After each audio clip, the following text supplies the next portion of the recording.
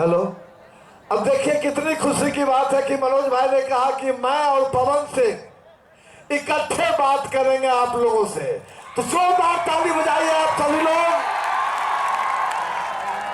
और जितना जोर से ताली बजाए हैं, हमारा दोनों भाई तो काशी विश्वनाथ मंदिर से ही इधर आया है। और आज मैं बार बार कह रहा हूं कि आज श्री पंचमी है, मां सरस्वती के दोनों पुत्र विराजमान हैं।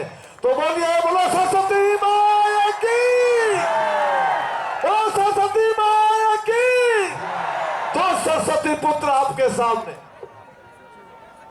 गाजीपुर से ऐसा ताली आप लोग बजाइए कि भभुआ पहुंच जाए और आरा पहुंच जाए भाई। जब आरा जिला भभुआ जिला यहाँ खड़ा है और ताली न पहुंचे गाजीपुर से, जितने भी वॉलेंटियर मंच के पास हैं हट जाओ आप लोग।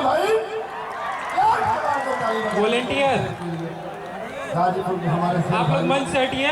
एक बार प्रेम से बोली सरस्वती मैया की।